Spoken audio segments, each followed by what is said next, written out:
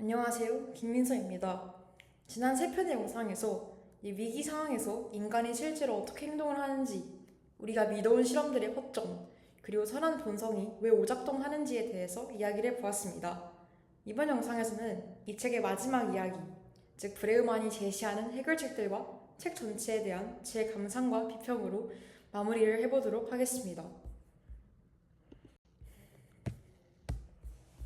네, 4부의 제목은 새로운 현실인데요. 브레우만은 여기서 빅터 프랭클의 말을 인용하면서 시작을 합니다.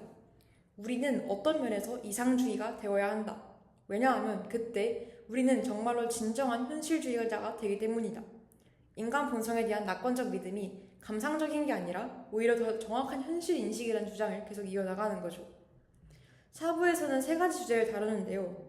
첫 번째로 내재적 동기부여, 두 번째로 놀이하는 인간, 그리고 마지막으로 민주주의입니다. 먼저 내재적 동기부여입니다. 브레우만은 테일러주의를 비판하면서 시작을 합니다. 테일러주의는 이제 20세기 초에 등장한 과학적 관리법인데 노동자를 최대한 효율적인 기계처럼 관리하는 방식입니다. 그래서 각 동작을 분해해서 가장 효율적인 방법을 찾고 성과에 따라서 정확하게 보상을 하고 철저하게 감시합니다. 왜냐하면 인간을 믿을 수 없기 때문에 통제해야 한다는 그런 전제 위에 서 있는 시스템인 거죠. 브레우만은 이 방식이 역효과를 낳는다고 합니다. 외적 보상이 강해질수록 내재적 동기가 사라집니다. 원래 하고 싶어서 하던 일도 돈을 받기 시작하면 돈 때문에 하는 일이 됩니다. 그리고 마찬가지로 돈이 없어지면 하지 않게 됩니다. 감시와 통제가 강해질수록 사람들은 그 감시받지 않을 때 일하지 않으려 합니다. 당근과 채찍이 오히려 창의성과 자발성을 죽이는 거죠. 그래서 대안으로 네덜란드의 방문 간호 조직인 비르트 조르 사례를 듭니다. 이 조직은 간호사들에게 최대한의 자율성을 줍니다. 어떤 환자를 어떻게 돌볼지를 스스로 결정을 합니다. 그래서 관리자 계층을 최소화했고 서로를 신뢰하는 방식으로 운영을 하게 되는 거죠. 결과가 어땠냐면 오히려 환자의 만족도가 높아지고 간호사들의 직업 만족도도 올라가고 비용도 줄었습니다. 이 사례가 설득력이 있는 건 맞는데요. 그럼 저는 여기서 현실적인 질문이 생겼습니다. 이 방식이 이제 모든 조직에, 모든 규모에 적용이 가능한가? 왜냐하면 자율성이 잘 작동을 하려면 구성원들의 동기와 역량이 어느 수준 이상이어야 합니다. 모든 환경에서 그게 가능하냐는 질문은 남습니다. 그래서 브레우만은 이 사례를 일반 원칙으로 제시를 하지만 예외적인 성공 사례를 일반화하는 건 항상 조심해야 합니다. 다음으로 놀이하는 인간인데요. 14장에서 브레우만은 호모 루덴스, 즉 놀이하는 인간이라는 개념을 가져옵니다. 놀이의 반대는 일을 하지 않는 것이 아니다. 놀이의 반대는 우울이다. 심리학자 브라이언 서턴 스미스의 말입니다. 브레우만은 현대 교육 시스템이 아이들의 자연스러운 놀이 본능을 억압한다고 비판합니다. 표준화된 시험, 그리고 정해진 커리큘럼, 그리고 실수를 허용하지 않는 이러한 환경들이 아이들의 탐구 본능과 창의성을 죽인다는 거죠. 덴마크와 핀란드의 교육 방식, 즉 정크 놀이터 같은 사례들을 들면서 자유로운 놀이가 아이들의 발달에 더 유익하다고 주장을 합니다. 이 부분에서 저는 어느 정도 공감을 하는데요. 지나친 통제와 표준화가 아이들의 자발성을 죽인다는 건 여러 연구에서 뒷받침됩니다. 동시에 이게 한국 교육 현실에서 어떻게 적용되냐는 질문은 훨씬 복잡합니다. 경쟁이 극심한 사회에서 부모들이 아이를 정크 놀이터에서 놀게 두는 건 브레우만이 말한 것처럼 단순히 편견을 극복하면 되는 문제가 아닙니다. 일단 구조적인 변화가 먼저 있어야지 개인의 선택이 달라질 수 있습니다. 그리고 그 구조적 변화를 어떻게 만드냐는 질문에 브레우만은 충분한 답을 주지 못합니다. 다음으로 민주주의인데요. 15장에서 브레우만은 현대민주주의가 7가지 재앙으로 고통받고 있다고 합니다. 정당의 무력화, 시민들 사이의 불신, 소수의 배제, 유권자의 무관심, 정치인의 부패, 부자들의 탈세, 불평등의 심화, 이렇게 7가지인데요. 이건 사실 누구나 인정하는 문제들입니다. 근데 해결책으로 제시하는 것들이 다소 추상적입니다. 냉소주의에서 참여로, 그리고 양극화에서 신뢰로, 배제에서 표현으로, 이기심에서 연대로, 이렇게인데요. 방향은 맞는 것 같은데 어떻게 거기까지 가느냐는 질문에 대한 답이 충분하지 않습니다. 토레스나 포르트 알레그리 같은 그런 참여 민주주의 사례들을 제시하지만 이것도 특수한 조건에서 작동한 사례들이고 보편적인 해법이라고 보기는 어렵습니다. 그래서 이 책에서 제가 느끼는 가장 큰 아쉬움이 여기서 가장 선명하게 드러나는데요. 브레우만은 문제 진단은 굉장히 날카롭고 흥미롭게 하는데 해결책으로 넘어가면 설득력이 약해집니다. 근거가 빈약한 그런 소수 사례들을 나열하고 그걸 일반 원칙처럼 제시를 하는 거죠. 다음 5부의 제목은 비대칭적인 전략인데요. 이게 사실 이 책에서 가장 독특한 부분입니다. 비대칭적 행동이란 상대방의 행동과 반대로 반응하는 겁니다. 누군가 적대적으로 나오면 우호적으로 대응하고 폭력에 선의로 맞서는 것. 예수가 말한 원수를 사랑하라는 것과 비슷한 논리입니다. 16장에서는 노르웨이 할렌 교도소 이야기를 하는데요. 일반적인 교도소와 완전히 다른 방식으로 운영이 됩니다. 수감자들에게 자신의 방을 꾸밀 자유를 주고 요리를 하고 텃밭을 가꾸고 직업 훈련을 받습니다. 교도관과 수감자가 함께 밥을 먹고 대화합니다. 이걸 들으면 처음에는 좀 당황스럽습니다. 범죄자를 왜 그렇게 대우해주냐는 생각이 들기도 하죠. 근데 결과를 보면 다릅니다. 재범률이 오히려 놀랍도록 낮다고 합니다. 노르웨이의 재범률은 약 20%인데 미국의 재범률은 70%가 넘습니다. 누군가를 변화시키려면 처벌이 아니라 존엄과 기회가 필요하다는 거죠. 조지 버나드 쇼의 말이 인용되는데요. 누군가의 보호를 벌하려면 그를 다치게 만들어야 한다. 만일 교화를 원한다면 상대를 더 낮게 만들어야 한다. 그리고 인간은 다친다고 더 나아지지 않는다. 이 사례는 실제로 설득력이 있습니다. 재범률 데이터가 있고 비용 효율성도 장기적으로는 더 높다는 연구도 있습니다. 단순히 이상론이 아니라 실용적 근거가 있는 주장입니다. 17장은 혐오와 편견에 대한 이야기인데요. 해결책으로 접촉을 제시합니다. 서로 적대적인 집단이라도 직접 만나고 대화하면 편견이 줄어든다는 거죠. 남아프리카 공화국의 사례, 그리고 아일랜드 분쟁의 사례, 인종 간 접촉에 대한 연구들을 제시를 합니다. 여기서 넬슨 만델라 이야기 아주 인상적이었는데요. 만델라는 감옥에서 지내는 동안 적을 연구하기로 결심했습니다. 남아프리카 태생 백인들의 문화와 역사를 공부했고 럭비를 시청했고 그들의 언어인 아프리칸스를 배웠습니다.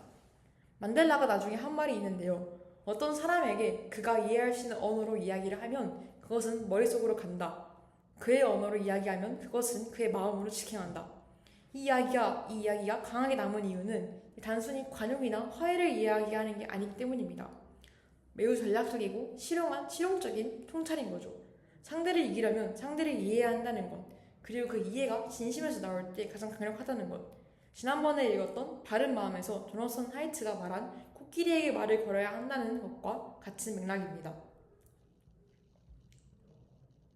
접촉에 대한 연구에서 흥미로운 발견도 있었는데요. 자신의 정체성을 지키면서 상대를 만날 때 편견이 더 잘 줄어든다는 겁니다. 자신의 정체성을 포기하거나 희석시키는 게 아닙니다. 내가 누구인지를 명확하게 알고 그 위에서 상대방이 다르다는 것을 위협이 아닌 사실로 받아들일 수 있을 때 진짜 접촉이 일어난다는 거죠. 그 다음으로 18장은 1차 세계대전 크리스마스 정전 사건으로 마무리가 되는데요. 1914년 크리스마스에 영국군과 독일군이 창문을 사이에 두고 대치하던 중에 갑자기 독일군이 크리스마스 트리에 불을 켰습니다. 양쪽에서 노래가 들렸고 결국 병사들이 창문 밖으로 나가서 악수를 나눴습니다. 적군과 함께 크리스마스를 보낸 거죠. 상부에서는 당연히 즉시 일을 중단시켰고 이후에는 절대 그런 일이 반복되지 않도록 전선을 계속해서 바꿨습니다. 적과 너무 오래 가까이 있으면 싸울 수 없게 된다는 걸 알았기 때문입니다. 그래서 브레우만은 이걸 인간 본성에 대한 강력한 증거로 봅니다. 얼굴을 맞댄 상대는 죽일 수 없다는 본능이 있다는 거죠. 마지막으로 이 책의 에필로그는 삶에서 지켜야 할 10가지 규칙을 끝나는데요. 의심이 드는 경우 최선을 상정하라. 윈윈 시나리오를 기반으로 생각해라. 더 많은 질문을 제기해라. 공감을 누그러뜨리고 연민을 훈련해라. 다른 사람들을 이해하려고 노력해라. 다른 사람들이 그러하듯이 당신 역시 스스로 가진 것을 사랑해라. 뉴스를 멀리해라. 나치에 펀치를 내리지 말라. 선행을 부끄러워하지 말라. 현실주의가 되라. 이렇게 10가지인데요. 이 목록을 처음 봤을 때는 솔직히 좀 허탈했습니다. 수백 페이지에 걸쳐서 방대한 주장을 펼친 끝에 자기계발서 같은 결론이 나왔다는 느낌이 들었거든요. 근데 좀 더 생각해보면 이게 브레우만이 할 수 있는 최선이기도 합니다. 사회 구조를 바꾸는 건 개인의 힘으로 할 수 없고 브레우만도 그걸 압니다. 그래서 개인이 할 수 있는 곳에서 출발을 하자는 거죠. 그 출발점이 인간에 대한 믿음이라는 겁니다. 그럼 이제 이 책 전체에 대한 제 감상을 한번 이야기해 보도록 하겠습니다. 이 책을 읽으면서 가장 강하게 느낀 건 불균형인데요. 브레우만은 기존의 통념과 실험들을 비판할 때는 굉장히 엄격한 기준을 적용합니다. 스탠퍼드 교도소 실험의 허점을 찾고 밀그램 실험의 왜곡을 밝히고 그리고 방관자 효과의 과장까지 지적을 합니다. 이 과정은 꽤 설득력이 있습니다. 그런데 자신의 주장을 뒷받침하는 사례들은 앞서 말했던 것처럼 훨씬 관대한 기준을 적용합니다. 할렌 교도소, 비르트 조르흐, 포르투 알레그리 같은 사례들이 인상적이긴 하지만 브레우만이 비판하던 실험들과 비슷한 방식으로 검증하면 얼마나 버틸 수 있을지 의문입니다. 그리고 예외적인 이런 성공 사례를 보편적 원칙으로 제시하는 건 그가 비판한 것과 크게 다르지 않습니다. 그리고 이 책은 빈부격차, 권력, 제도적 불평등 같은 그런 구조적 문제들을 꽤 날카롭게 지적하면서도 그 문제를 개인의 태도 변화로 해결하려는 경향이 있습니다. 시스템의 문제를 인식의 문제로 축소하는 거죠. 인간이 서로를 신뢰하면 된다는 그건 그 신뢰를 가능하게 만드는 구조적 조건을 충분히 고려하지 않는 답입니다. 또 하나는 이 책이 이기적 유전자와 우리 본성의 선한 천사를 반박하려는 의도가 너무 노골적이라는 겁니다. 특히 이기적 유전자에 대한 비판은 좀 엉뚱합니다. 왜냐하면 리처드 도킨스는 그 책에서 인간이 이기적이라고 말한 게 아닙니다. 유전자가 자기 목적을 향해 행동한다는 거고 그 결과 나타나는 인간의 행동은 오히려 호혜적 이타성, 즉 협력으로 이어질 수 있다고 봤습니다. 그렇게 보면 이기적 유전자는 오히려 브레우만의 주장과 같은 방향에 있는 책입니다. 브레우만이 이 책을 충분히 이해하고 반박하는 건지 좀 의문이 들었습니다. 그런데도 이 책이 중요한 이유가 있는데요. 첫 번째로 인간 본성에 대한 우리의 기본 가정을 다시 생각하게 만드는 겁니다. 우리가 당연하게 받아들여온 이야기들이 얼마나 검증됐는지 그리고 그 이야기들이 누구의 이해관계를 반영하는지를 물어보게 됩니다. 이 질문 자체가 가치 있는 것 같습니다. 두 번째로 노시보 효과에 대한 지적이 중요한데요. 인간 본성에 대한 비관적 믿음이 비관적 결과를 만드는 제도를 낳고 그 제도가 다시 비관적 믿음을 확인시켜준다는 이 순환 고리, 그리고 이 고리를 끊으려면 다른 전제에서 시작해야 한다는 것, 이건 단순한 낙관론이 아니라 구조를 바꾸기 위한 실용적인 주장입니다. 세 번째로 이 책이 마지막에 인용하는 말이 나왔는데요. 우리가 스스로를 창호 속의 몸을 숨기 위한 현실을 볼 수 없게 된다. 소셜미디어와 가짜뉴스로 증오를 유발하는 소수의 사람들은 전 인류를 대표할 수 없다. 인간이 선하게 태어났다고 믿는 것, 그리고 평화와 용서를 믿는 것은 감상적이고 순진한 것이 아니다. 오히려 용감하고 현실적이다. 저는 이 말이 이 책 전체를 요약한다고 생각합니다. 브레우만이 하려는 이야기는 결국 이겁니다. 인간을 불신하는 게 현실적이고 인간을 신뢰하는 게 순진한 게 아닐 수 있다. 어쩌면 반대일 수 있다. 이게 맞는 말인지 저도 확신하지 못합니다. 세상을 보면 신뢰하기 어려운 증거들이 넘칩니다. 하지만 동시에 우리가 보는 그 증거들이 얼마나 선택적으로 우리에게 잘 전달되는지도 생각을 해봐야 합니다. 브레우만이 보여주는 것처럼 인간이 서로 돕는 장면은 뉴스가 되지 않지만 실제로는 훨씬 더 많이 일어납니다. 또 이제 물리학을 공부한 저로서 이런 생각도 들었는데요. 관측 편향이라는 게 있습니다. 우리가 관측하는 것이 실제 세계 전체가 아니라 관측에 포착된 부분만이라는 것. 그리고 인간 본성에 대한 우리의 인식도 마찬가지일 수 있습니다. 우리가 보는 인간의 모습은 미디어와 알고리즘이 선택해서 보여준 것들이고 그 전체가 아닐 수 있다는 거죠. 이 책은 다시 한번 말하지만 완벽한 책이 아닙니다. 논증의 엄밀함이 부족하고 해결책은 막연하고 자신의 주장이 편향된 증거 사용이 보입니다. 그럼에도 이 책이 던지는 중요한 질문은 중요합니다. 우리가 인간을 어떻게 보는가? 그리고 그 시각이 우리가 만드는 제도와 관계와 사회에 어떤 영향을 미치는가? 그리고 그 시각 자체를 바꾸는 게 가능한가? 마지막으로 이 책 전체를 관통하는 말을 고르자면 책 표지에 있는 문장입니다. 이건 번역의 문제라서 원문을 가져오면요. humankind, 즉 kind는 친절하다는 뜻입니다.